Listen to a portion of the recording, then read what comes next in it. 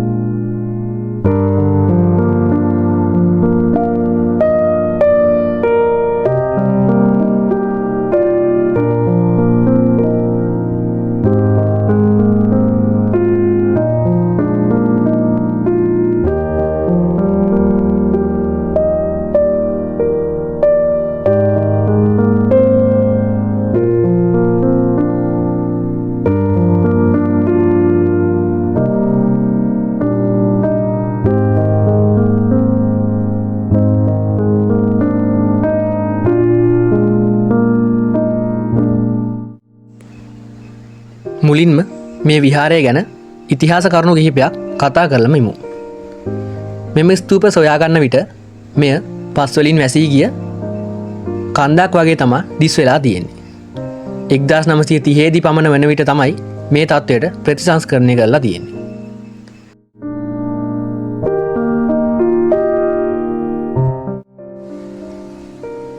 මෙම කාලය තුල මෙය කිරිබඩ පවුදාගැබ, කිරිබත් වෙහෙර හෝ ගිරිබණ්ඩ වෙහෙර ලෙස තමයි නම් කරලා තිබිලා තියෙන්නේ. නමුත් පසු කාලයේදී මේ අසලින්ම සොයාගත් ශිලාලේඛනයකින් මෙම ස්තූපයේ මුල් නම කණ්ඨක චේතිය ලෙස හඳුනාගෙන තියෙනවා. මෙම ස්තූපය කවුරුන් විසින් ඉදිකරන ලද්දයි හරියටම දන්නේ නැහැ. නමුත් ලංජතිස්ස රජතුමා විසින් මෙම ස්තූපය සඳහා ගල් ආවරණයක් ඉදිකරලා තියෙන බවට සඳහන් වෙනවා.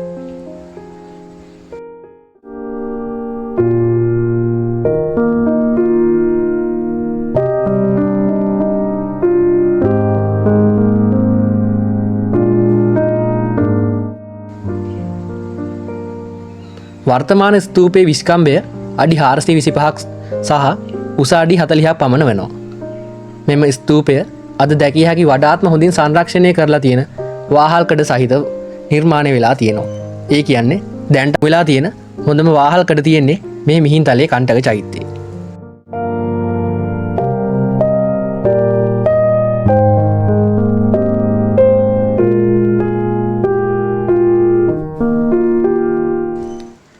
වාහල්කඩ කියන්නේ ස්තූපේ හතර පැත්තේ තියෙන කොටස් හතරක් ඇති විශේෂ වාස්තු විද්‍යාත්මක ලක්ෂණයක්.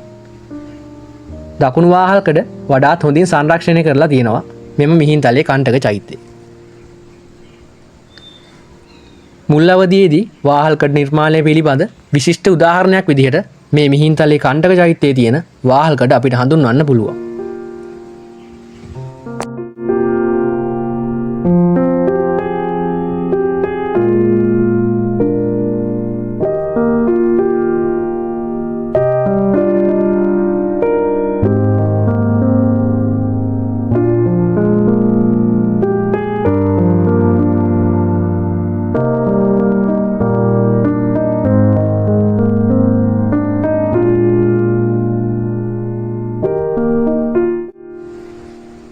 ඉතින් මෙවන් ඔයාලට වැදගත් වෙන තවත් වීඩියෝ එකකින් ඉක්මනටම හමු වෙමු. එතකන් සියලුම දෙනා පරිස්සමට ඉන්න. හැමෝටම ජය වේවා.